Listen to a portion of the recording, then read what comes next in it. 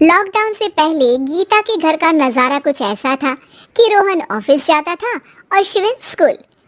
जिनके घर से जाने के बाद गीता काम खत्म करके बाकी समय आराम करती थी।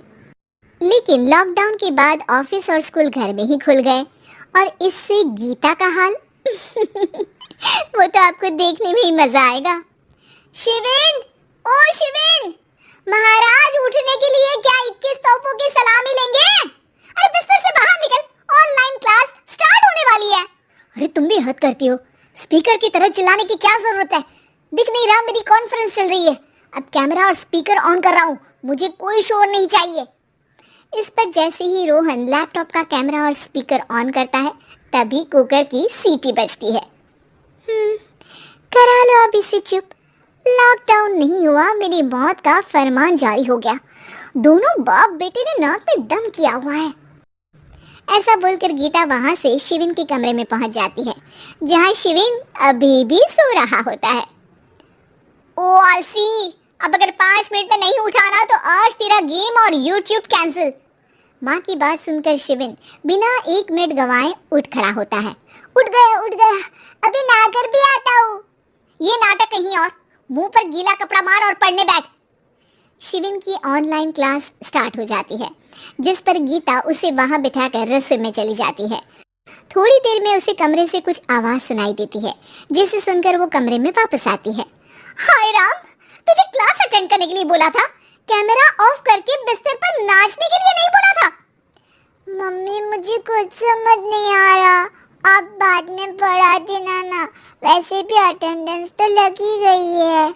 हाँ बेटा, जरूर बन जा, तो अभी से हम सबका बाप बन जा। अरे नहीं मतलब कहाँ से लाते हो इतना दिमाग, और पढ़ाई करते हुए ये चला कहाँ जाता है? नाइस क्वेश्चन, दिमाग से पूछकर बता दूंगा। शिविन की बातों से परेशान होकर गीता उसे मारने के लिए जैसे ही आगे बढ़ती है तभी वो कमरे से बाहर भाग जाता है।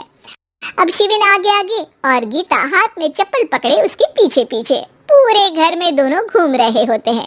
इसी बीच वो रोहन के पास पहुंच जाता है और शिविन को मारने वाली चप्पल रोहन के लैपटॉप पर जाकर गिरती है। ओए माँ! मम्मी, अब पापा को चप्पल मार रही हो? वो आज तक के रिपोर्टर, चुपचाप जाकर क्लास अटेंड कर ले, नहीं तो अगली तेरे पीछे लगेगी। इस पर शिविन वहां से चला जाता है, जिसके बाद रोहन गीता से कहता है, इस सर्कस के लिए कुछ बोलना चाहोगी? अरे क्या करूं, जब से तुम दोनों घर में रहने लगे हो, घर अपने आप ही सर्कस बन गया है और मैं तुम्हारी नौकर। कभी बेटी को संभालो तो कभी बाप के नखरे उठाओ।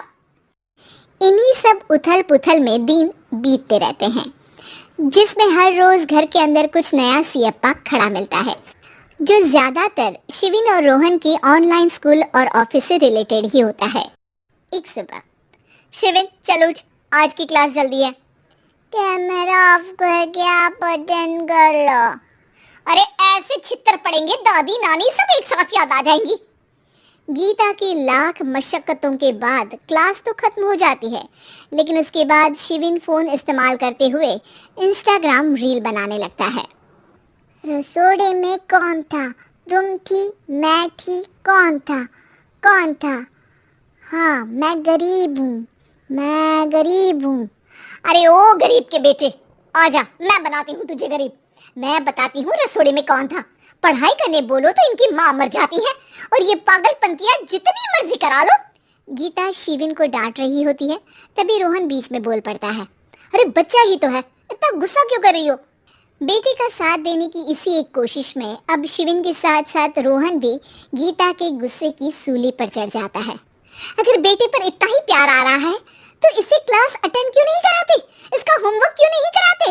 उस समय तो बहुत जल्दी मीटिंग आ जाती है, वो काम मैं करूं और यहाँ इस बेफिजुली की चीज में तरफदारी करके बन जाओ महान। हे भगवान, कोई तो इनके ऑफिस और स्कूल खुलवाओ, मैं इन्हें और घर में नहीं सह सकती। अरे कुछ और मांग लेती, क्योंकि तुम्हारी ये विश इस साल तो पूरी होने से रही, कोरोना। हाय नास पिटे ने जिंदगी ही बर्बाद कर दी। खाए कोई पचाए कोई, कल मुझे चुन चुन कर सबको मेरी बद्दुआ लगेगी। उन्होंने दुनिया का और इन बाप बेटे दोनों ने मेरा जीना मुश्किल कर दिया। गीता वहां से चली जाती है, जिसके बाद रोहन शिविन से कहता है, अरे तुम्हारी मम्मी इतनी भड़की हुई क्यों है?